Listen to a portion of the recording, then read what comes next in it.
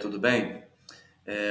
Estou aqui hoje para poder fazer uma gravação que eu não consegui realizar anteriormente, sobre um trabalho que foi submetido para o Congresso IESEP, que é um Congresso de Educação Física Internacional, que esse ano, né, 2023, ocorreu pela primeira vez em um país da América Latina, da América do Sul, né, que ocorreu no Chile, na cidade de Santiago do Chile. Então, eu submeti esse trabalho, que é uma revisão da minha tese, né, de doutorado, e ele foi aceito para apresentação. E o meu orientador, né, Otávio Tavares, né, foi até a cidade de Santiago do Chile, ok? E essa aprovação do trabalho entrou no Book of Abstracts, né, do evento. Entretanto, a apresentação eu não consegui gravar anteriormente por conta de diversas demandas que eu estava passando, né? Educacionais, inserção em sistema de gestão escolar, etc. Processo seletivo de professor substituto, que felizmente eu consegui ser aprovado, né? Então, esse trabalho é um trabalho de revisão. Temos aí a marca em cima à direita do CEF de UFES, do Centro de Educação Física e de Esportes da Universidade Federal do Espírito Santo, que é o primeiro curso de educação física para civis do Brasil. O título do trabalho é Olympic Education International Review 2022, 2022, né, porque foi a data onde ele foi concluído, né, que foi no ano passado, que eu defendi a minha tese, então eu trouxe artigos anteriores a esse período. Temos na parte de baixo o primeiro ARET, né, que é o nosso grupo de pesquisa de estudos olímpicos, comandada pelo professor Otávio Guimarães Tavares da Silva. No meio, a marca da UFES, e na direita a marca da CAPES, né, que é a Coordenação de Aperfeiçoamento de Pessoal do Governo Federal do Brasil, porque eu pude contar em parte do meu doutoramento, pude contar com bolsa da CAPES, por isso a marca da CAPES está inserida.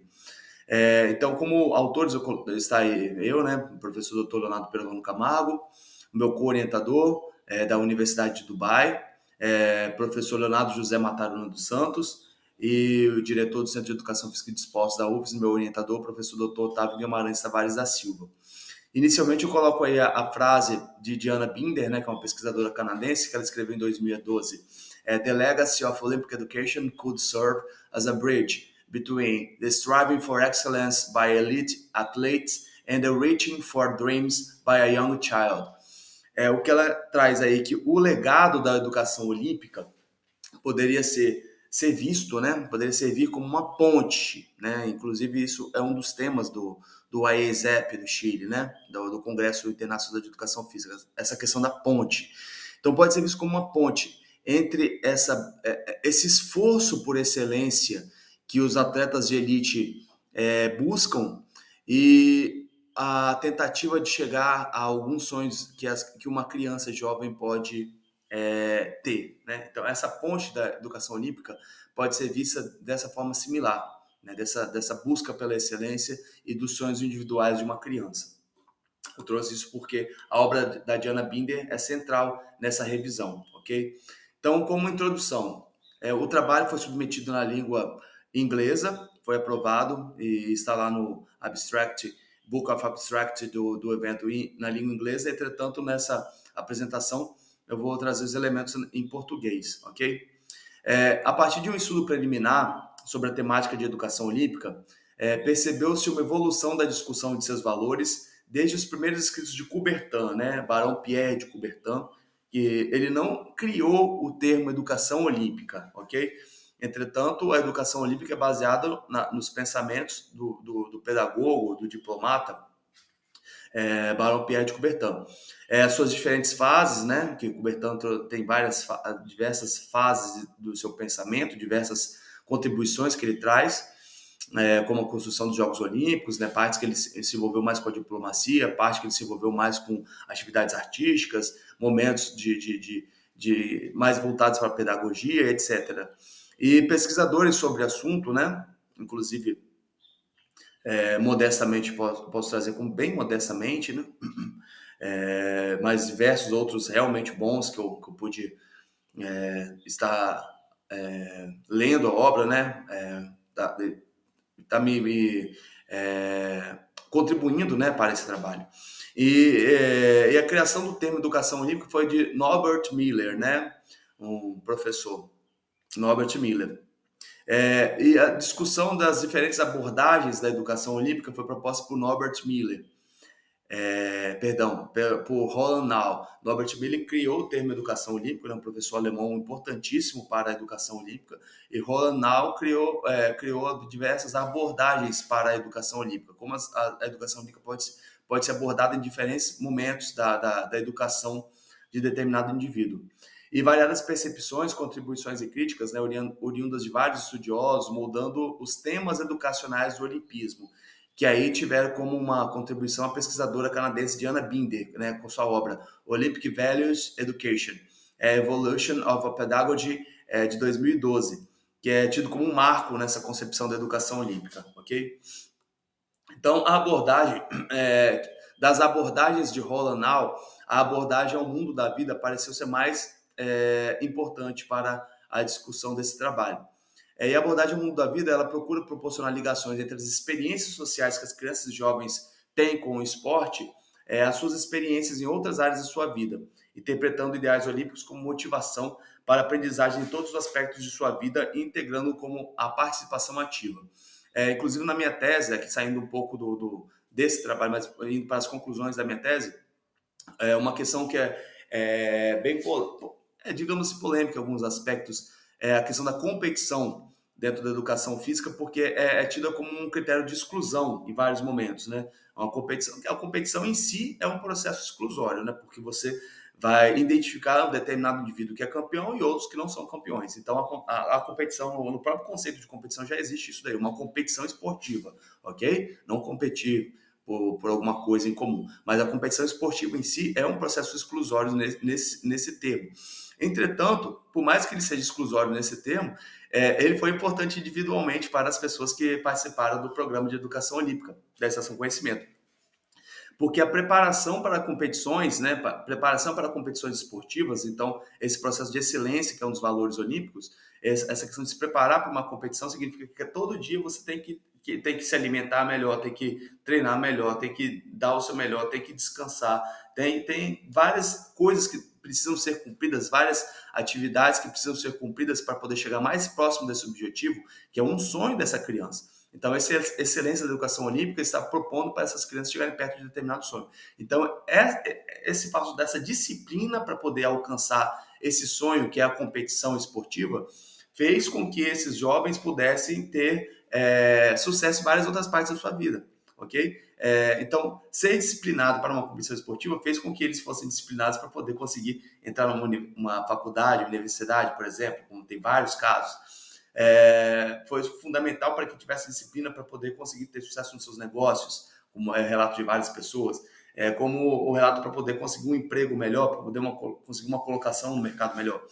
Então, essa excelência individual para poder atingir determinado objetivo na competição esportiva foi transferida para o mundo da vida desses jovens e fez com que eles se incluíssem socialmente do ponto de vista econômico ou funcional, né, do ponto de vista educacional, para conseguir chegar mais próximo dos seus sonhos, ok? Essa foi uma das conclusões da tese. Então, sistematizando a busca pelo debate científico.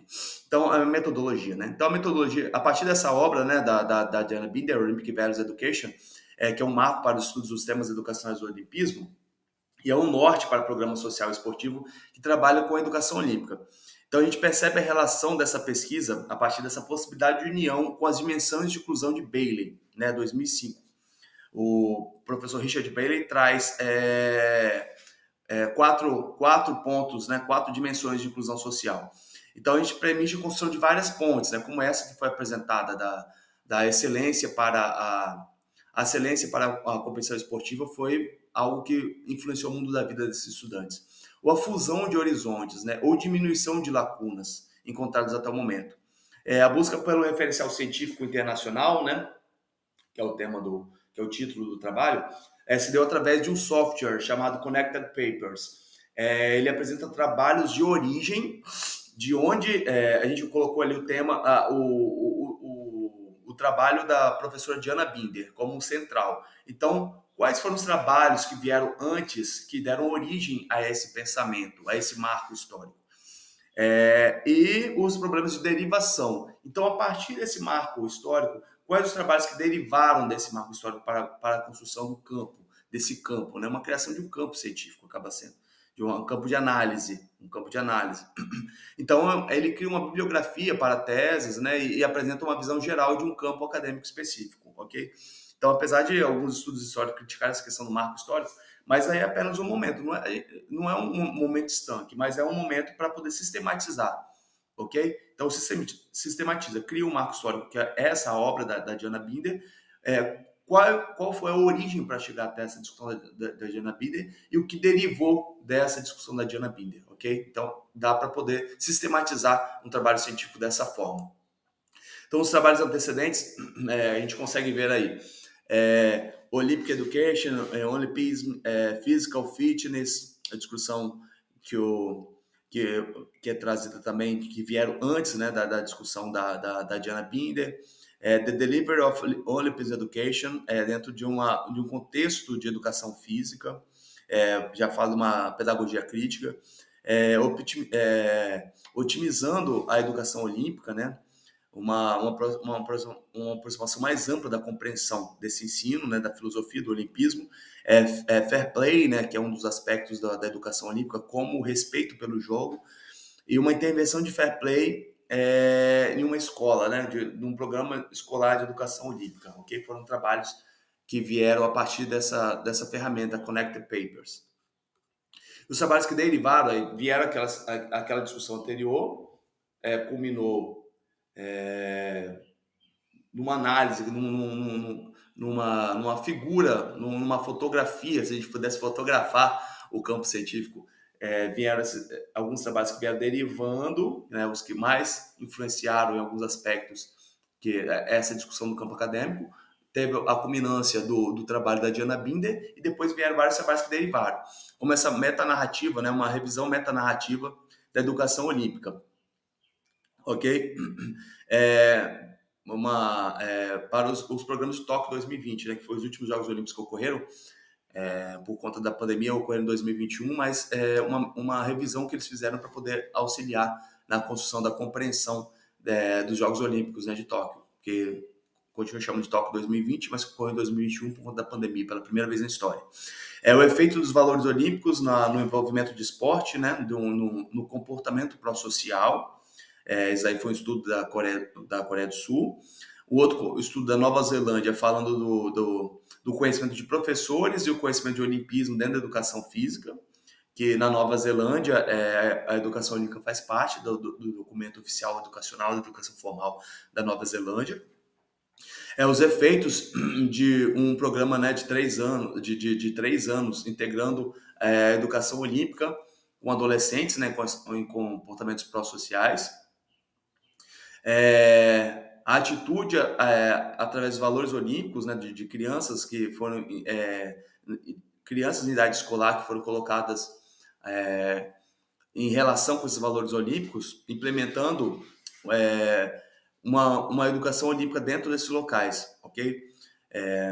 A maioria desses trabalhos, a Lituânia também demonstrou aí, estudantes da Lituânia, as atitudes dos estudantes da Lituânia através do que considerava um esporte nobre ou um esporte honrado, ok? Lituânia também tem vários trabalhos nesse sentido. Aí já tem uma obra mais filosófica no sentido do olimpismo, o construtivismo, as tecnologias de poder de Foucault, né? Então é um trabalho do Ian Coopman, já é um trabalho um pouco mais filosófico, né, sobre a questão do olimpismo, mas aqui é importantíssimo nessa discussão, né, as conclusões desse trabalho. É uma questão da retórica, da ação, já trazendo a discussão um trabalho da China, né, trazendo o olimpismo como uma ferramenta educacional, ok? Trabalho chinês. A educação olímpica, de um ponto de vista da corporificação, já é um trabalho grego, né? Pude conversar com a Gillian Barton, é grega da Universidade de Peloponês, de Esparta, e um de Londres, né? Londres 2012, que foi os Jogos Olímpicos de Londres 2012. Qual foi o legado que essa educação olímpica desenvolveu para a região, né? Para o capital social? Também uma pegada de Foucault, ok? Vou dar uma acelerada porque tem 15 minutos e o trabalho deve ser apresentado até 30 minutos, ok? A gente está no slide 6, não vai dar para fazer parte 1 e 2, não. Então, os resultados antecedentes, a gente tem algumas críticas bem fortes, principalmente apresentadas pela professora Ellen Jefferson-Ledsky, que questiona o olimpismo como instrumento de colonização de mentes infantis. Segundo o legista, essa educação olímpica muitas vezes se limita a transmitir uma visão idealizada e romantizada dos Jogos Olímpicos, deixando de lado aspectos importantes, como a exploração comercial e os problemas sociais e políticos que cercam o evento.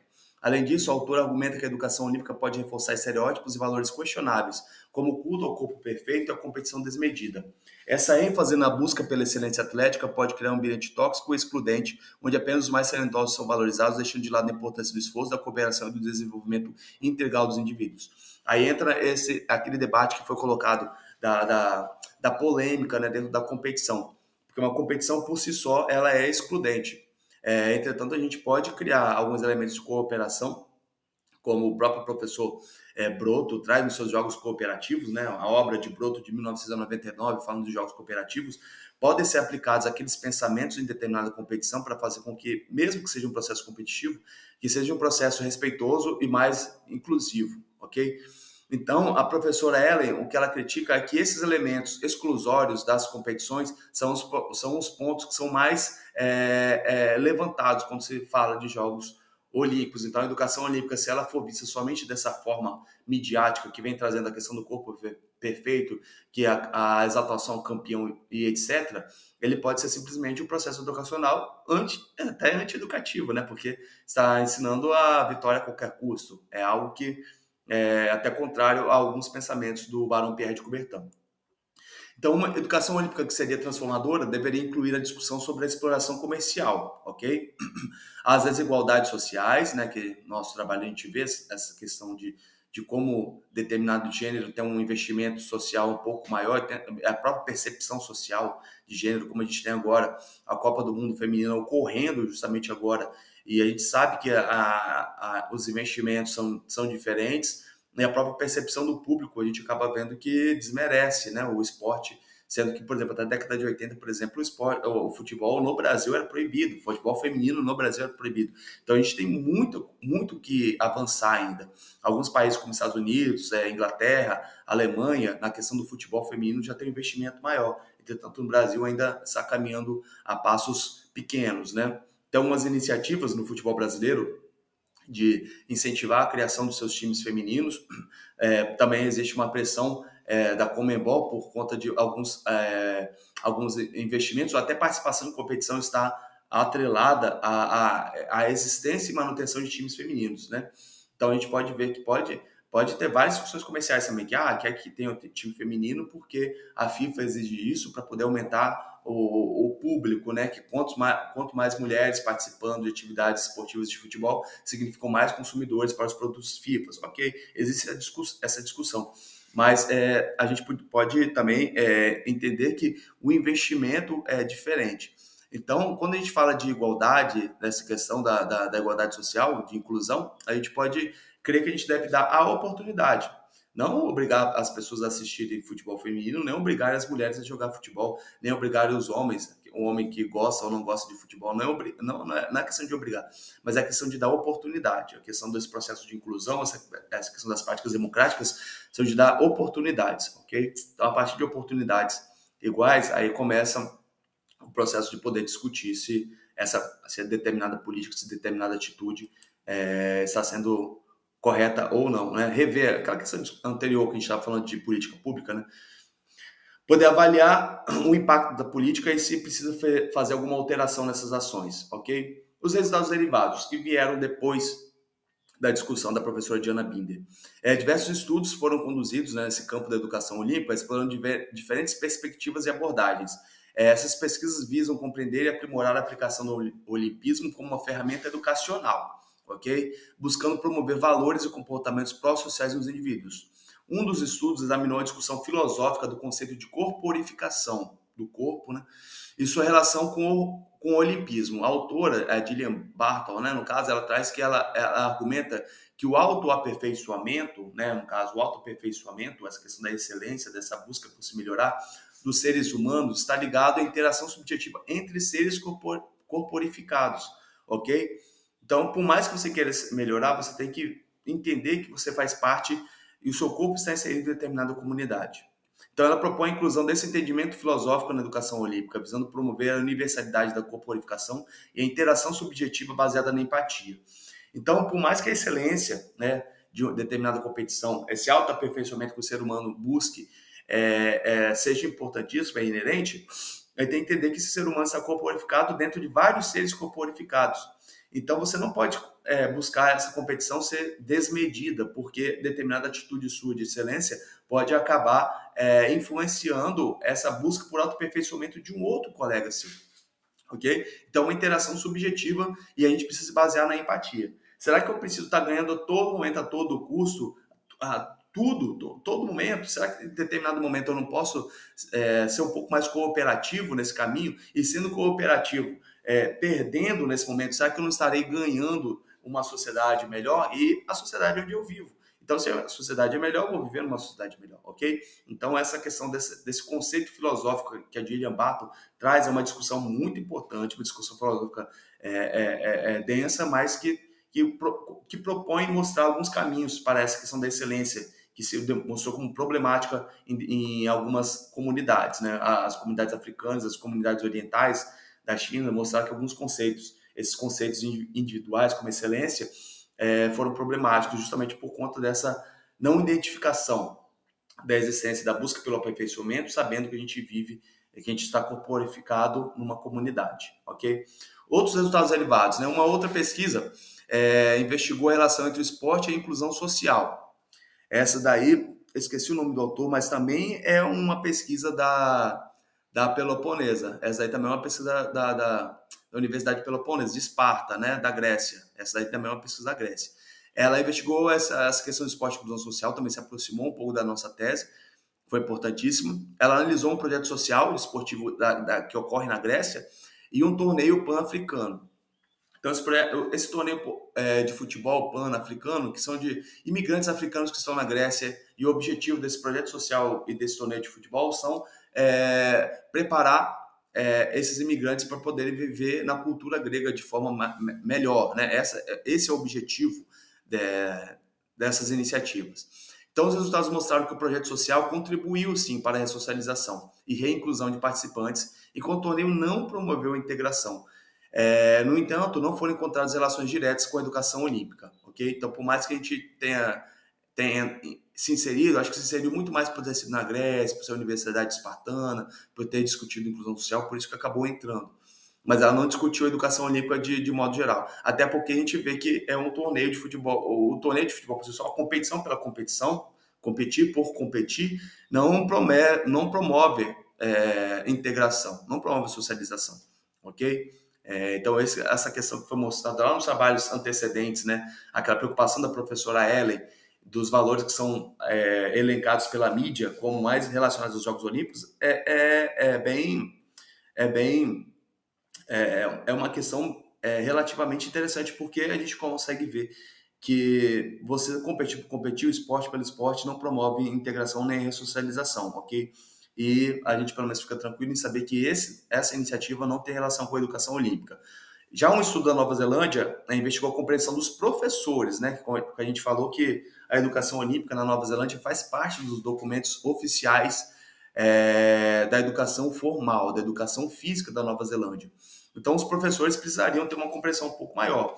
Da mesma forma, a gente teve um programa de educação olímpica aqui no Brasil, chamado Transforma, onde os professores poderiam participar. Mas como aqui não é algo... A construção do projeto foi obrigatória por causa do Rio 2016. Então, todo país que vai sediar os Jogos Olímpicos precisa fazer um programa educacional de educação olímpica. Entretanto, a educação olímpica não faz parte da nossa BNCC, não faz parte da nossa educação formal. Já na Nova Zelândia ocorre que sim, faz parte. Então, os professores compreenderem a educação olímpica, os professores de educação física, principalmente, como a percepção... A educação olímpica ela é multidisciplinar, né? Mas no imaginário da educação física, a compreensão dos professores de algo que é oficial, formal, é interessante. Então, esse estudo promoveu tentar compreender o que está sendo na compreensão desses professores de educação física sobre o olimpismo. Então, embora os professores tivessem um entendimento geral do conceito, né, do olimpismo, eles não foram capazes de fornecer uma definição precisa. E, além disso, né, suas aulas, né, as aulas que foram ministradas pelos professores, apresentaram uma variedade de métodos e modelos, destacando a necessidade de uma abordagem mais consistente e efetiva na educação física neozelandesa.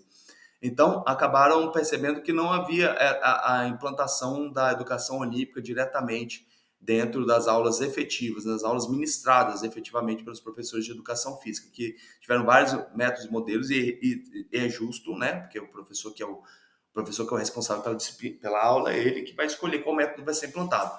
Mas não teve nada assim de consistente falando da educação olímpica, que é algo que faz parte da educação formal. Então, os encaminhamentos.